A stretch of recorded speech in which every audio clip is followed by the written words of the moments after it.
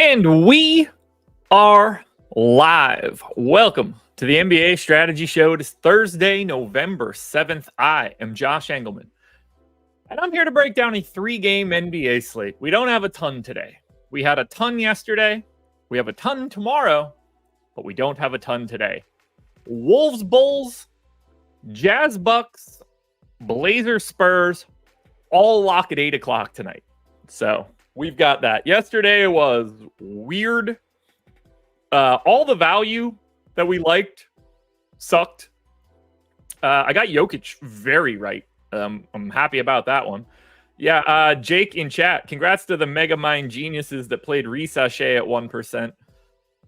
Dude, I opened that up. I wasn't really paying attention to it. And then I opened that up at 8:30 or so, after we were done on playback. And he was the leading scorer at the moment that I looked at it. And I was like, what in the world is happening? Because he certainly didn't do that on all the days that I jammed him in. Knicks were meh. D'Angelo Russell looks like he's working his way out of Los Angeles. Not that he wasn't going to work his way out of Los Angeles anyway, but JJ seems to be sick of it. That didn't take long. It's a weird night. I basically broke even. I think I was down $6 or something like that. Something dumb. Let me look at it. It was almost dead neutral. Yeah, I was down $11.75. So it's a win. I mean, Jokic saved me in a big way. So that helps. Because he was in 55 or 60% of my stuff by the time. Oh, man. Lots to talk about, though, today for this slate, because we have to dig in a little bit deeper on some of these dudes. I don't remember who asked about, I think it was McNasty, asked about the optimal rates. They're back. I got everything in today. It was just a one-day blip. I actually was able to run Sims this morning as well, so I do have exposures. These are to be taken with the biggest grain of salt that you could possibly imagine, because it's 9 o'clock in the morning and we've got a boatload of news. The Utah-Milwaukee game has no props available other than Giannis. So, we got a lot to talk about. Let's get into it. Why not? Minnesota tip. By the way, all games start at 8. I'm going to hit the schedule now because I don't want people to miss this, because we have a hell of a day ahead of us. And it's important that when people are watching this show, they understand what we've got coming up for the rest of the day. So, strategy show is obviously going on right now. 10:15 a.m., you get the NFL strategy show with Laffy and Matt Gajeski. Reminder, it's Thursday, which means we have Thursday night football. NHL strategy show coming up at 2 p.m. Now, this is where the schedule is a little bit different than what we normally have. The deeper dive will be at 5:30 today. Myself and Spags will go for an hour. NBA Live Before Lock will be at 6:30. That will be Eric and Bellman. So we're actually going to be done the NBA shows a half hour before lock. Lock is at 8. NBA Live Before Lock ends at 7:30 because we have to go to NFL Live Before Lock at 7:30 for Thursday Night Football. So keep that in mind for the schedule today, but all of those shows are already posted to the YouTube channel. Wolves are 8-point favorites in Chicago, and we have a 227 total. This is the middle game for today. That's the middle total. Bucks Jazz has the highest total. Portland San Antonio very clearly has the lowest total. And yeah, Brian Engel nailed it. Hit that like button. So for Minnesota, no injury news. Everybody that's normally available is, and these guys basically only play an 8-man rotation. The Bulls are on a back-to-back. They don't have an injury report yet. My expectation is that Zach LaVine plays and that this just looks like the normal Chicago rotation. I think Levine was close yesterday. He did go through shoot around. He was questionable all day, ultimately ruled out. I'm guessing he's playing today, so I have him in. But let's talk about Minnesota. So 2 guys in our ownership projections right now are in the 30s for ownership on DraftKings. And then the rest of the other 6 dudes for Minnesota that play are all between 10 and 15%. So there's 30% ownership coming into Dante DiVincenzo and 30% ownership coming into Mike Conley. On the FanDuel side, it's very different. Ant is $600 cheaper on FanDuel than he is on DraftKings, so he's 45% owned. Julius Randle is $800 cheaper on FanDuel. He's 40% owned. And then the Mike Conley ownership is still the same, a little bit under 30, but still in and around 30. Then you get Gobert, McDaniels, DiVincenzo, and Reed all in that 12 to 20 range. So as I'm looking at this, at least on the DraftKings side, I completely agree with that Dante DiVincenzo ownership. I gave him 27 minutes. He's 4,900, point guard, shooting guard eligible. He's like a 0.9 guy. I think he's the best point per dollar play on Minnesota. Ended up showing up in 70% of my stuff. The first thing that I'm noticing here is that I'm getting to a lot of Minnesota, well north of the field. 240% for me, 140% of projected ownership. So I'm taking a pretty big stand on DiVincenzo. He was also the most optimal play for me at 26%. But I've got 35 of Naz Reid at 11% ownership. I've got 26% of Nickeil Alexander-Walker at 15. I'm with the field on Mike Conley in and around 30. Neutral to Edwards. I'm light on Randall. I'm a little over on Gobert. I'm way over on Jaden McDaniels, who to me looks pretty interesting. I think Minnesota looks incredible. I'm going to assume that Minnesota is my most exposed team.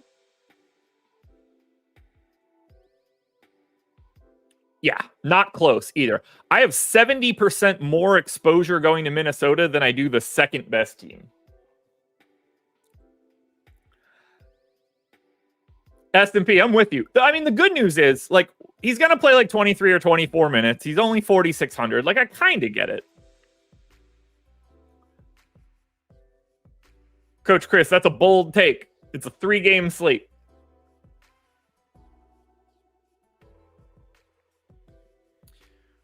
But I mean, these guys just, in any sort of really competitive matchup, they're only going to play 8 guys.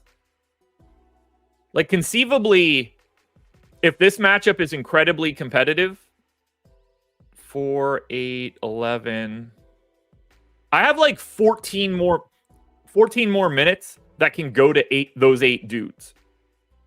So, like, I even think there's upside to Minnesota, even though they're pulling ownership. Like, I'm happy to get to Ant on DraftKings. He looks exceptional on FanDuel. Line-wise, I don't really have anything that's super interesting. Interesting to see Chicago takes a lot more 2s than Minnesota. That strikes me as, like, not a great thing rolling into a Rudy Gobert matchup. And they don't take a ton of free throws. I think this could be a really tough spot for Chicago's offense here. But as I'm looking at Minnesota, all 8, I mean, for the most part, like, anybody in the rotation on a 3-game slate is a guy that you need to pay attention to. It's not all that different on Chicago either. But my priorities are definitely my priority is definitely DiVincenzo. I think I'll probably end up getting to a bit more Jaden McDaniels than the field.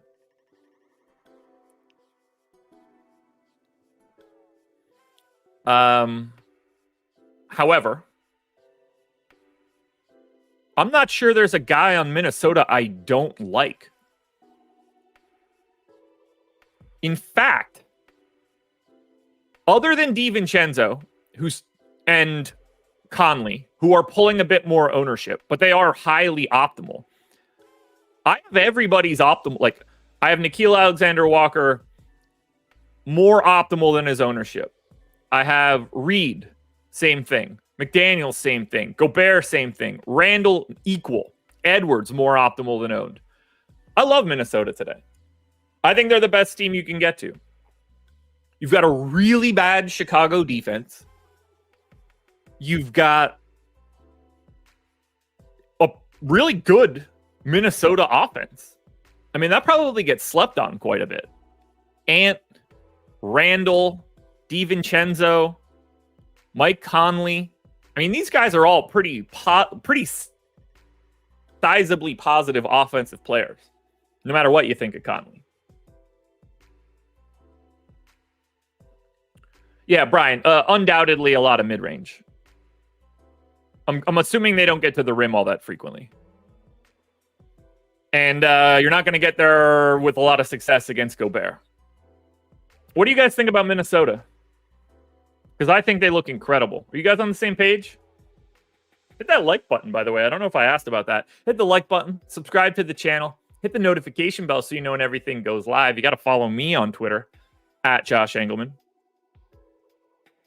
But I love Minnesota. There's not a single thing on Minnesota that I don't like. Like, I am under the field on Julius Randle, but that's not because I'm uninterested in him. I like everything here. I'm guessing I probably have 2 Minnesota dudes in everything that I'm doing. 244% ownership, implies that I'm getting 2 or 3 of them in just about everything. Yeah, Brian, FanDuel is way different for Ant. MPE and 8,700, yeah, he should be 50% owned.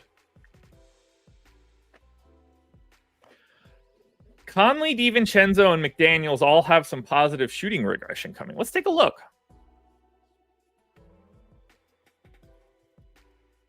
So, Mike Conley. Actually, I want that to be caps. Okay. Wow. So Conley shooting 20% from 2 this season. Is that real? Did I pull wrong? Did I get my data wrong? Or is that real? I'm assuming it's real. Yep, 20% from 2. Okay. So yeah, he is 58% below his normal 2-point percentage. That's a lot.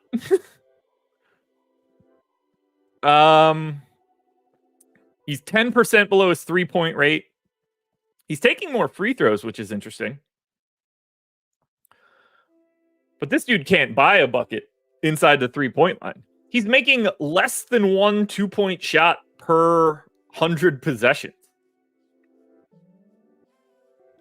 That is brutal. Brutal. All right, next up. Dante DiVincenzo.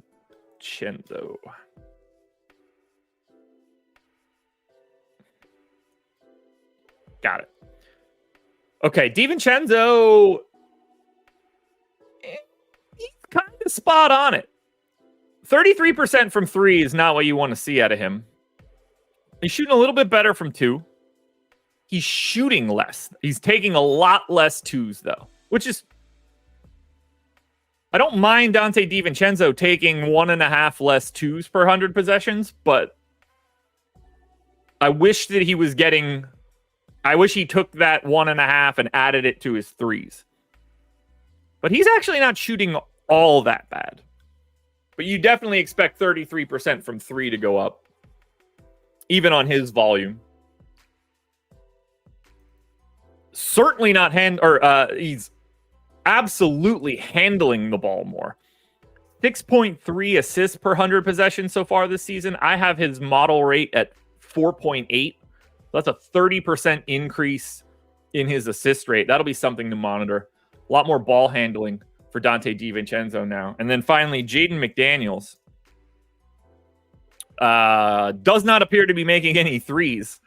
Shooting 23% from 3 so far this season.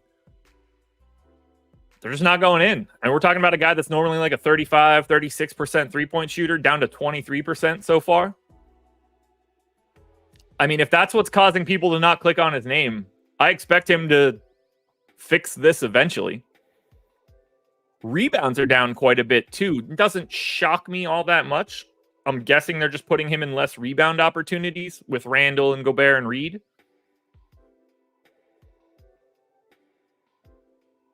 But yeah, this dude can't make a three to save his life right now. All right, let's talk about Chicago. Now, obviously, we can't dig in too hard to Chicago.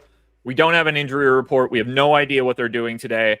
I fully expect Zach LaVine to be questionable at 1:30 when the injury report comes out, or maybe 2:30 when the injury report comes out, since this is an 8 o'clock start. But if he's in, there's really not a ton of ownership coming to Chicago, and that shouldn't be all that surprising. I mean, this isn't this is a pretty massive pace up spot for Minnesota. It's relatively neutral for the Bulls. Highest owned guy on either site for Chicago is 16% to Dosunmu. So the best, all of Chicago just sort of looks like the dudes that aren't getting love from Minnesota. It's around, 5 to 10 on LaVine, 5 to 10 on Vooch across both sites, 10 for Kobe White, 10 to 15 on Giddey, 10 to 15 on Dosunmu, around 10 for Williams, 15 for Jalen Smith on DraftKings, who's actually the guy I got to the most. That's how you know this slate is ridiculous for 3 games. $3,600 Jalen Smith is somebody that I have my eye on DK for value, because value is not going to be easy to find today, is my assumption. Portland might be getting Shaedon Sharpe back today, so they're going to look a little bit worse. San Antonio just isn't good, and that game isn't good, so that's not exactly ideal. I mean, Vooch is underowned on DK. He's 8,500, which is a super not awesome price tag. But, I mean, 4% for Vooch on a 3-gamer? I mean, there's probably not even that many available centers for him to only be 4%.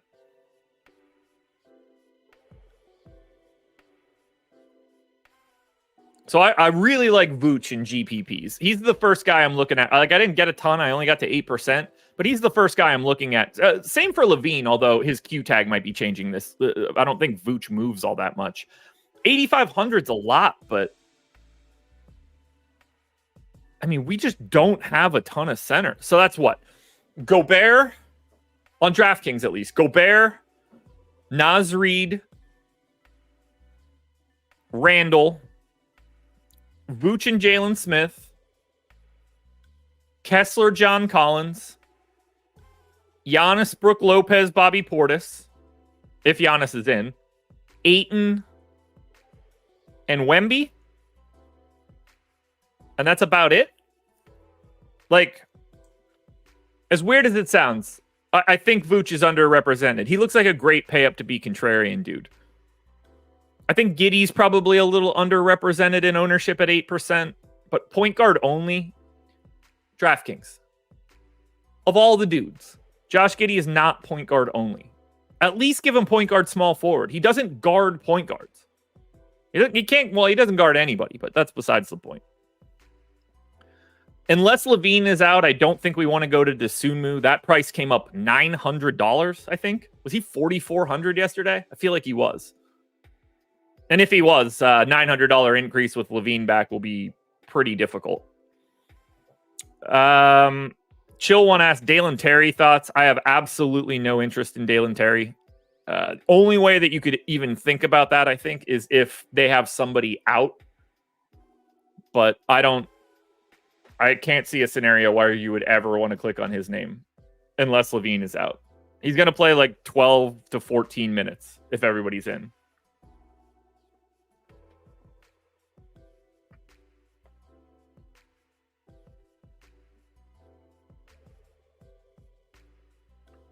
But I didn't really get to a ton. It's that Jalen Smith value.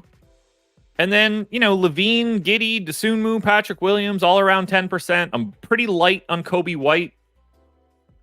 He looks fine. He should be 10 to 15% owned. That's the same situation on FanDuel. Although I will say, I do think Chicago looks a little bit better on FanDuel. Giddey has the MPE and he's only 7,200.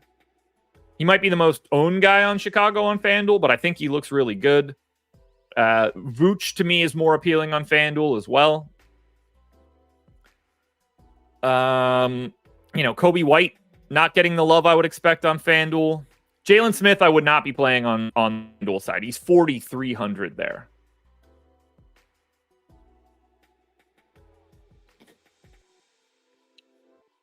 Rhino. I don't think he's lying. Just from my personal experience.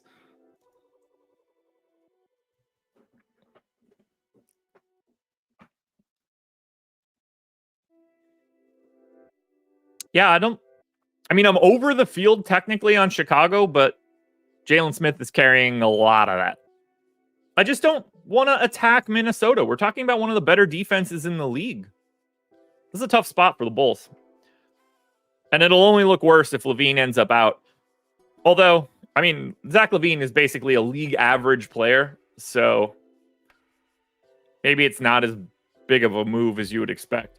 Hell, if we're being technical, my plus-minus averages for Darko and EPM actually have Kobe White as the best player on Chicago. So, shout out Zach LaVine. I don't have anything else for this game. Do you guys anything interesting? I don't see it. Chicago's tough, but we need the LaVine news. Well, we need their injury report. If anybody else ends up out, that's going to be great too for trying to squeeze some value here. But if LaVine is in and this is the standard rotation, there's not a single guy on Chicago that I think anybody should be outwardly prioritizing. All right, game 2. This one's basically impossible right now. Utah and Milwaukee. So Utah has a Q tag on Clarkson, a Q tag on Markkanen. Sexton's available. Obviously, no Taylor Hendricks. But, the Q tag on Markkanen and the Q tag on Kessler, those things are pretty important. That will change everything for Utah. Clarkson's missed the last 2. Markkanen has missed the last 3. I don't have a great feel of minutes for these guys. We've got Markkanen projected currently for 25% ownership on DraftKings and 38 on FanDuel. I didn't get him on DK. I gave him 30 minutes. I just don't know what we do there. Do I expect him in normal games to play 34 minutes?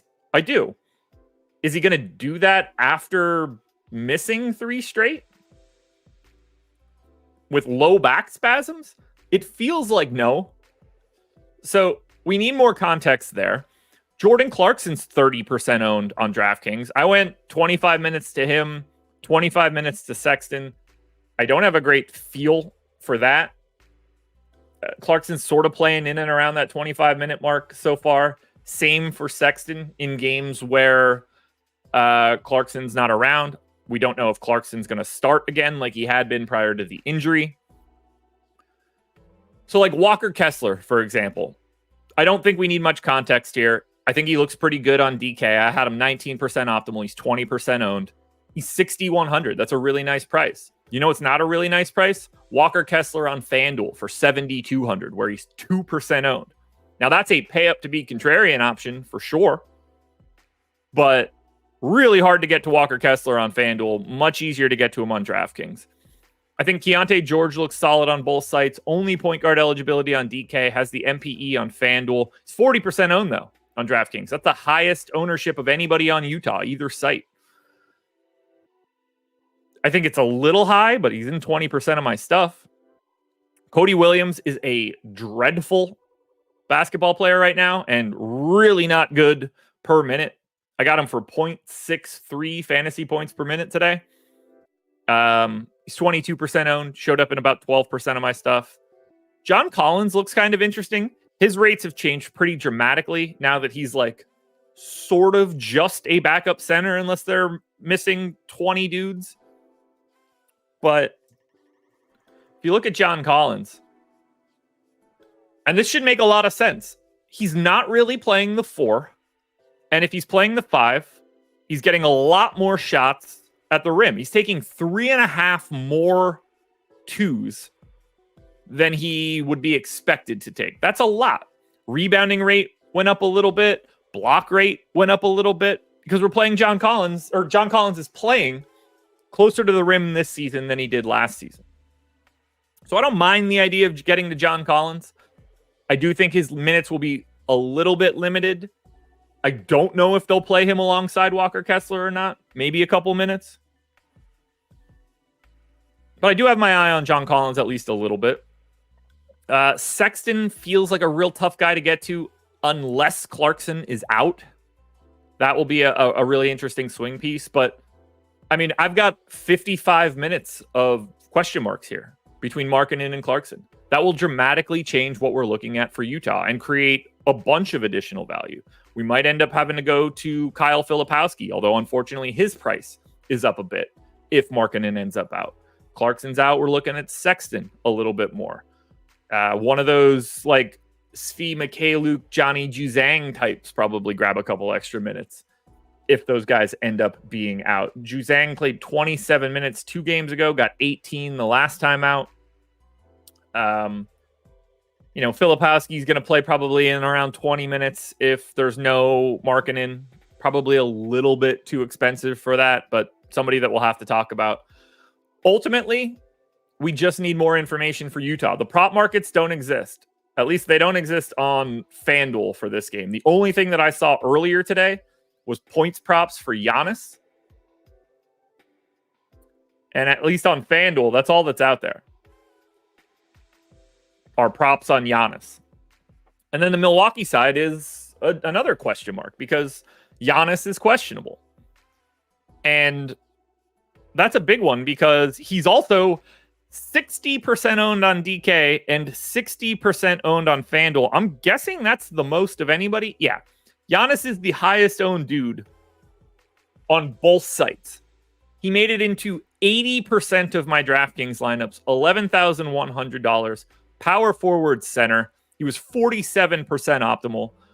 I think we're all just funneling to Giannis because no one on this slate projects like him outside of Wemby. And even Wemby, for me, I don't think is even close. I've got Giannis at 61.2. I've got Wemby at 53. That's just a raw point ceiling that that's a raw point ceiling that would put Giannis as the highest scorer significantly more frequently than anybody else on this slate. So I love the idea of getting to Giannis if he's in. There's a lot more that I like here. I mean, we have 25% ownership coming into Taurean Prince. No thank you. Showed up in 2% of my lineups. One of the worst per minute dudes in the league. Actually, do I still have that? I do. Where does Taurean Prince rank in terms of fantasy points per 100 possessions? It's got to be low.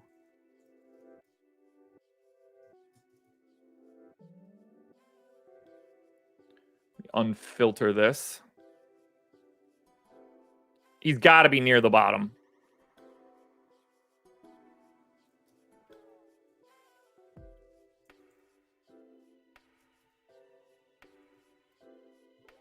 Wow, that is the bottom.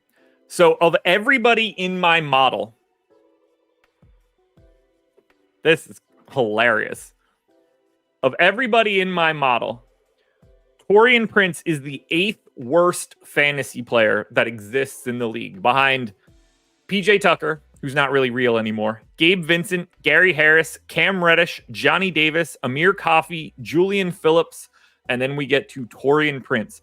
29 fantasy points per 100 possessions. That is the lowest, one of the lowest marks that exist in the league. Just for reference sake, Jokic at the top, Embiid, Giannis, Wemby, Luka. I don't think anybody's surprised to see the order of those names, but holy shit, does Taurean Prince stink. So, I mean, I think it's... Now, we don't have the MPE, but this is what I want to point out. Taurean Prince, 4,400, small forward, power forward eligible, 23% owned. Jaden McDaniels, 4,300, small forward only, 14% owned. If I'm just looking at those two guys alone, I'm going to flip-flop their ownership and get more of Jaden McDaniels and less of Taurean Prince. I think Brook Lopez looks really good at 5,700. He was 20% optimal. I think Gary Trent looks good at 4,700. He's got the shooting guard, small forward, MPE, the second most optimal guy for me on the Bucks. I think he's interesting because of his position. Minutes have come down a little bit. I only have him in for 30, but that positionality creates a lot of flexibility on a 3-gamer. So I've got quite a bit of interest in Gary Trent because I think he's just really easy to move around. Portis is okay if you want to roll the dice. Obviously, he's going to look way better if Giannis ends up out. I don't really want much else here. Andre Jackson's getting a little bit of love. If Giannis is in, he's an okay value. Not the best. I mean, I had him 10% optimal, 10% owned. I just didn't get to him. The guys I'm paying attention to most for Milwaukee are Giannis, far and away, and then Gary Trent and Brook Lopez. I want you guys to run away from Taurean Prince, at least right now. All right, S&P, let's look at Gary Trent's shooting.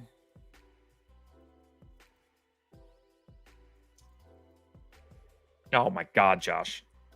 Type the name correctly. There we go. Gary Trent taking 3 less 2s per 100 possessions. Makes sense.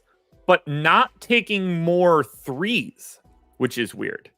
Now, he's 8%, or he's taken a 16% reduction in 2-point percentage and a 38% reduction in 3-point percentage. That is rough. Really rough. I should add true shooting. Let's do that. We have enough time.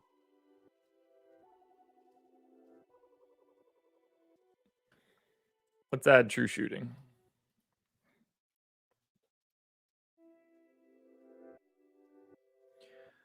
Bum, bum, bum, bum, bum, bum.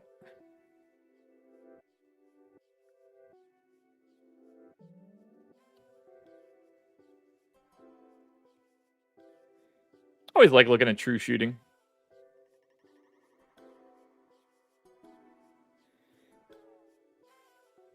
So that's all right. 0.5.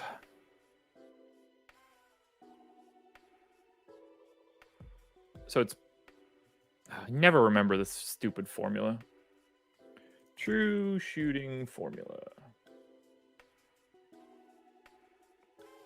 Okay. So that's going to be point.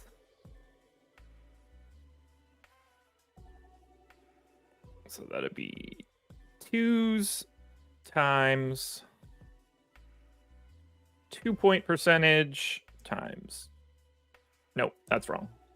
2s made times 2 plus 3s made times 3 plus free throws.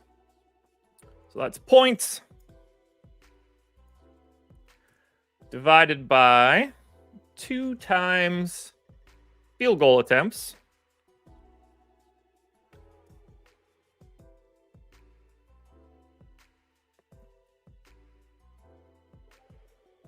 plus 0.44 times free throw attempts. Bang.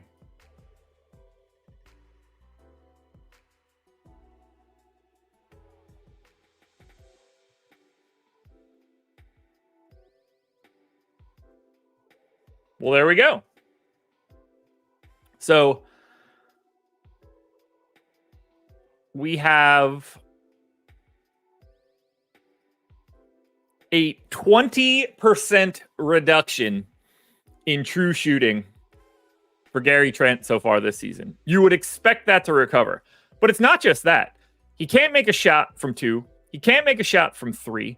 His rebounding is down by almost 50%. His assists are down by 35.5%. He hasn't recorded a block. And his steals are down 28%. Everything that Gary Trent does is aggressively down. But you'd expect the shooting rates to come back up. S&P, I appreciate you shouting these out. It's fun to dig into those things. Portis too expensive if Giannis is in. No, not to me. He's overpriced if Giannis is in. I like him in larger field GPPs because he's only 3% owned. Is it good? No, he's not a good play today. But he is a good contrarian pivot, I think. Because he's going to play. And that matters. But we need news, we need information because Giannis, Markkanen, and Clarkson not being available or being questionable today, anything could happen here. I'll say this much, though.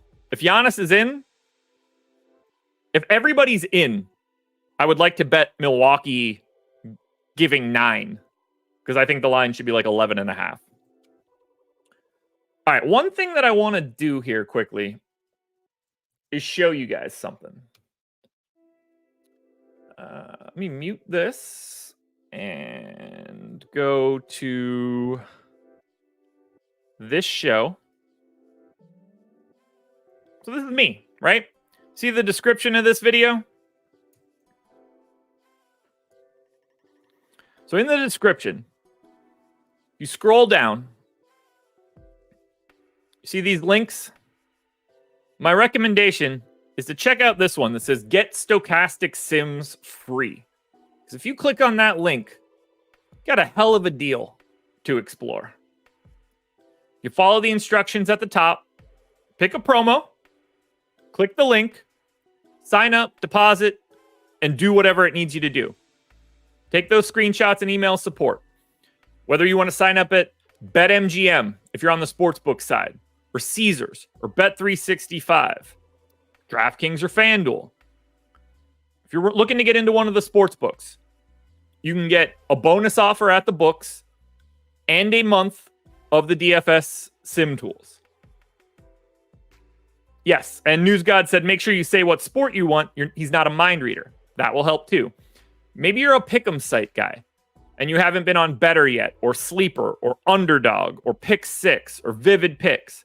If you haven't been on any of those, there are deposit bonuses for each site, and they get you a month of our core DFS package. So there are countless ways that you can grab a month of these Stokastic Sims for no cost whatsoever, and for additional bonuses at whatever site you want to sign up at. So there's a huge list here. If you click that link in the description, plenty of places for you to sign up if you haven't signed up yet there, and it gets you in the door at Stokastic. It's an incredible deal because for you guys, it doesn't cost you anything. You actually end up with a bunch of free money at whatever site you want to be at.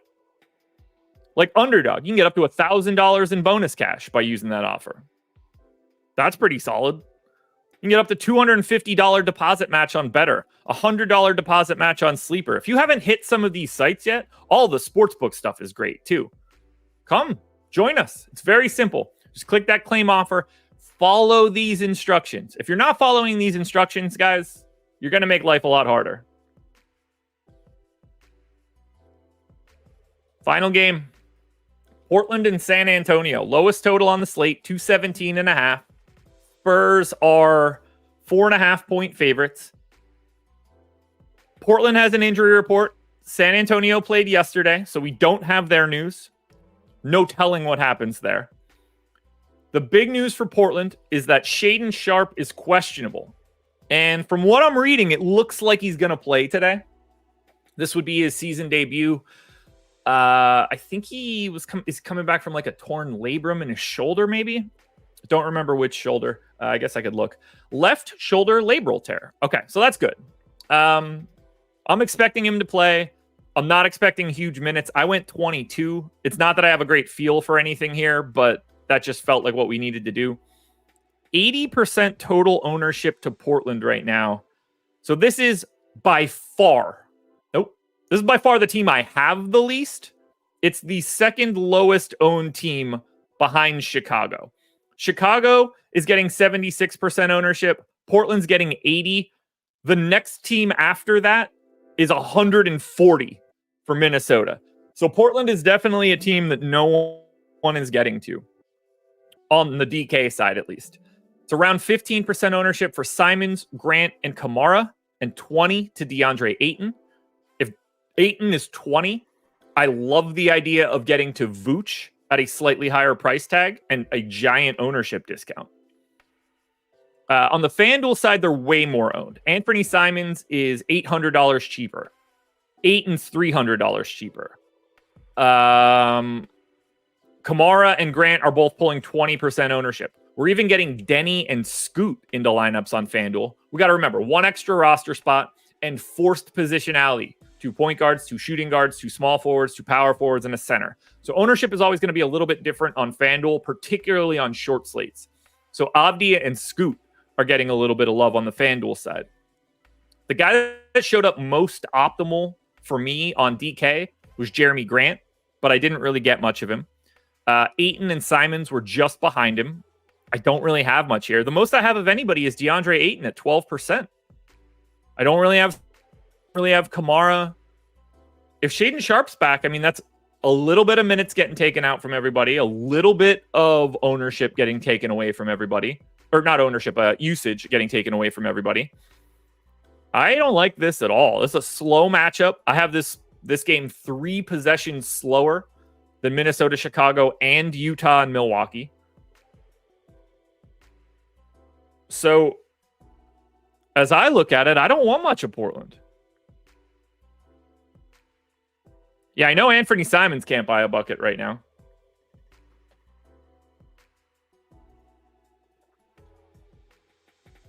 Let's look at it. Yeah, Simons is shooting 32% from 3. We're talking about a 38% shooter. That's down 17%. Is that real? Feels like that should be higher. Shooting, this is kind of wild. My projection is 12.3 twos per 100 possession. He's at 12.2. 11.7 threes per 100 possession. He's at 11.7. So that's kind of wild. But you can't buy a bucket. Those shots will start to fall eventually. Let's look at Denny Avdia. 18% reduction in his 2-point percentage. 45% reduction in threes. He should be used to not getting open looks. He played for Washington. So Denny can't buy a 3.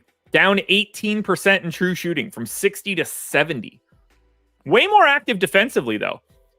Big time boost to steals, big time boost to blocks. We'll see if that sticks around for Denny Avdia. But as I'm looking at Portland, I don't anticipate having a lot. They are my least exposed team by quite a bit. I have twice as much Utah than I have of Portland. Now, the San Antonio side is way different. So obviously we know Sohan is not going to be playing in this one. Obviously, we're not expecting Devin Vassell to be coming back today either. 30% ownership coming into Wemby on both sites. 30% ownership coming into Champagny on both sites. 25 to the Barnacle of the Bay on DK, 40 on FanDuel. 25 to Chris Paul on DraftKings, 40 on FanDuel. Stephon Castle is 60 on both sites. Keldon Johnson's 15 on DraftKings and 30 on FanDuel. And you're still even getting a little bit to like Malachi Branham and Blake Wesley. It's a lot of San Antonio. Now, the guy I got to the most is Julian Champagny. Shooting guard, small forward eligible, 5K. Playing a lot of minutes. Really not a good per minute fantasy guy. But 5K, 30 plus minutes, shooting guard, small forward. Another guy that really helps with flexibility. Sort of like the San Antonio version of Gary Trent. Different play style, but similar rates. But I'm getting 30% of Wemby. I'm getting 30% of Chris Paul. I'm getting way under the field on Stephon Castle, which definitely scares me a little bit. 4,400 shooting guard, small forward. Not a good per minute dude. Second highest optimal rate, but 60% ownership feels a bit high. Although I could be light at 27 minutes. He could realistically play 32 in a competitive matchup. Digging into the rest of San Antonio's rotation will be interesting. I think they're starting to feel like the bloom is off the rose for Harrison Barnes. Chris Paul just looks like a completely reasonable play on both sites. I don't think you guys need a ton of why Victor Wembanyama would be an interesting guy to get to. But I do think that if Giannis is in, he's a much better play than Wemby, although at a significant increase in ownership. But I mean, I have 170% of San Antonio. That's probably like second or third. It's third. I have a 244% of Minnesota, which is the high mark. And then I have around 170 of Milwaukee and San Antonio, and then everybody else below 100.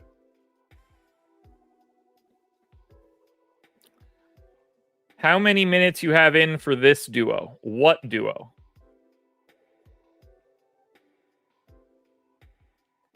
I would need to know what duo you mean. What's Wemby been doing so far this year?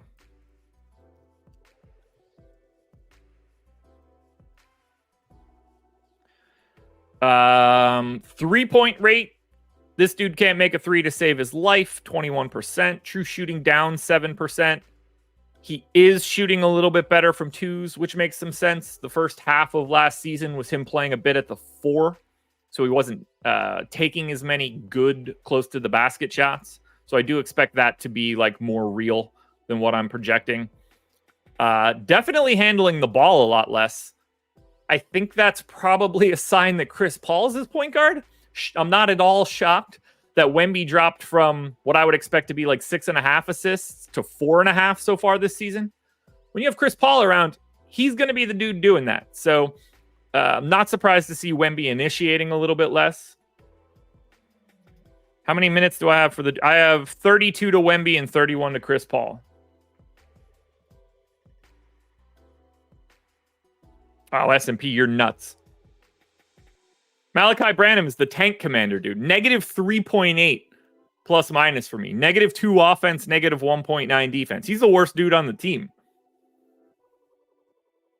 Malachi Branham's awful. He's their tank commander. He's the reason that they got Wemby. They play this dude if they want to lose basketball games.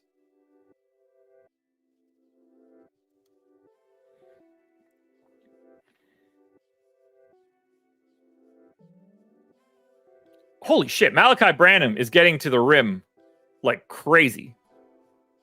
I mean, maybe it's not a lot of volume, but shooting twice as many free throws as we would expect. Defensive stats look okay, but this guy stinks. Chris Paul is too old to put up numbers. Okay. Okay.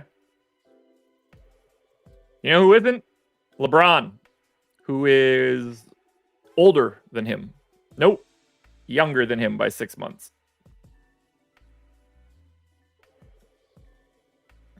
All right, so that's the first 3 games we have. We have about... We have actually quite a bit of time.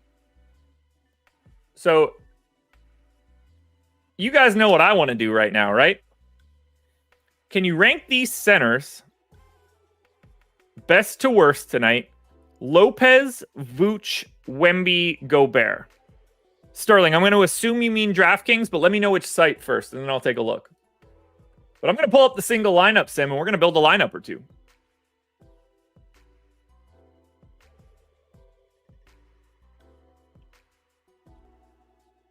DK? Okay.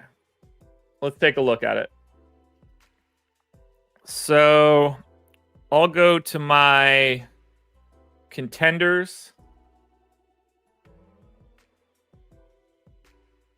Oh, that's too big.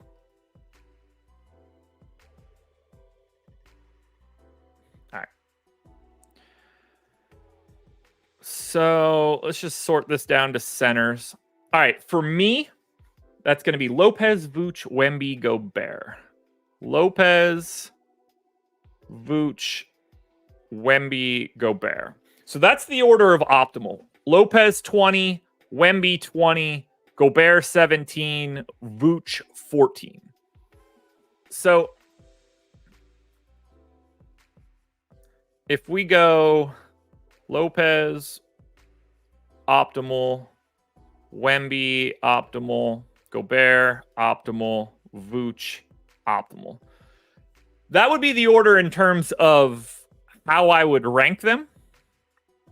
And I would probably slide Wemby ahead of Brook Lopez from a ceiling perspective. But like Vooch is not really pulling any ownership. So he's like more of a contrarian play. It depends what your lineup looks like, but that is the order that I would rank them.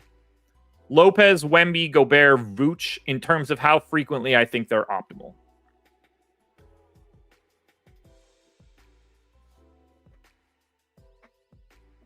Yeah, I mean, S&P, that's every guard that exists that's young to me. They're all awful. Always awful. Decent joke, but we are not comparing people to Darko Milicic. And he was not a bum, actually. Kind of a bum, but better than people remember. Probably got a... His career probably looks a lot different if he doesn't end up in Detroit to start. But it's actually the daily adjusted and regressed Kalman optimized projections, or Darko for short. All right, let's build a lineup or two.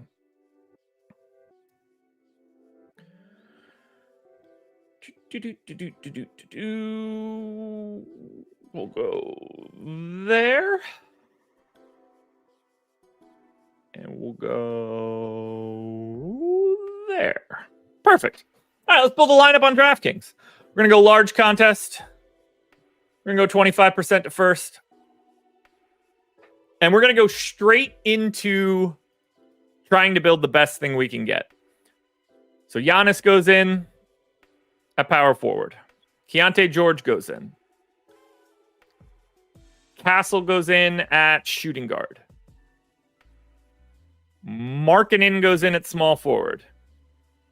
I think if I go to Wemby here, we're going to be out of money, so I'm going to hold off there. Jordan Clarkson gets the guard spot. I'm going to go DeAndre Ayton for savings. We need a forward. We don't have a ton of salary to go here, so we're going to have to end up moving stuff around. We'll go Barnacle of the Bay. We're going to pull Markkanen. Now, we're going to pull Ayton. And get my boy Jalen Smith. Then we could take basically anything we want at utility to start. Which actually I'm going to go with Walker Kessler. So there we go. First lineup, first try. Here we go. We got enough time to build a couple of these. So first FP is 256.29. First ownership is 276.84. First ROI. It's going to be high. I mean, maybe not high, but this is going to be good.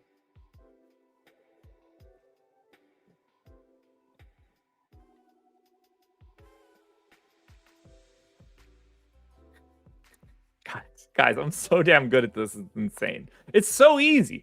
It's so simple. It's so simple. Yeah, good try, Bug Boy. Good try. It's easy. Value is everything. Maximize as much as you can.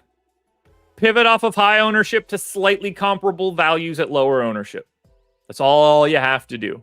But immediately we nailed this. Immediately. Red is... the lineup... Here, let's put it on the screen. It's all point and laugh at Bug Boy. The lineup gonna be red AF. Not only is it not red, it's a triple-digit ROI. So, Bug Boy, the only place you should be is smushed under my shoe.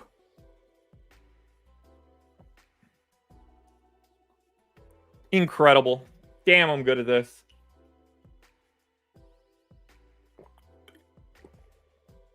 All right, let's do it for the FanDuel crazies now.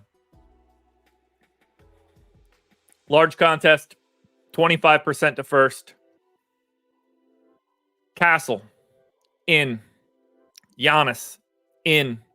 Simons, in. Keldon Johnson, in. Barnacle of the Bay, in. Center. Ayton. Power forward. That'll be Markkanen. Shooting guard. Or point guard. All right, if we go Keontae George, point guard, that lets us get Clarkson. That lets us get Colin Sexton. Way worse value, no ownership. Now, maybe we switch to Clarkson and it looks better. Can I open another one of these little stickies? I can. Okay. So this will be for FanDuel. So that's going to be 296.26, 324.28.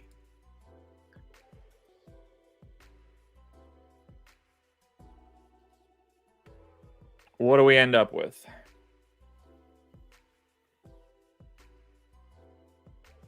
Okay, 57, not bad. I wonder if just simply swapping the Sexton to Clarkson and taking that ownership is a benefit. Nope, wrong guy. Because it's not much of a projection increase, but it is a pretty sizable ownership increase. But I don't know if that's going to be a bad thing or not.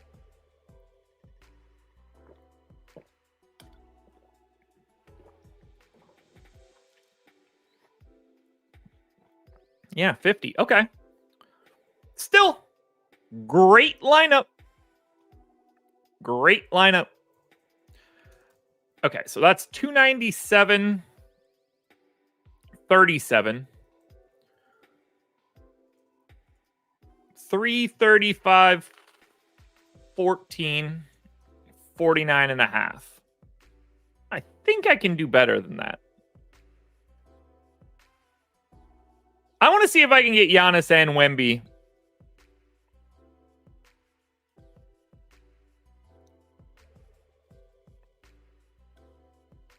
I think we can pull this off, but I think it's going to be pretty difficult. So we're going to need value at center, and that's got to be Ayton. Clearly the best value. Now we're going to need to save a boatload of salary. So Castle has to go in.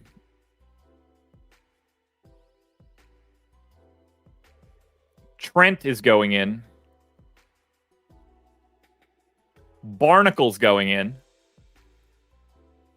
We're going to be able to get here.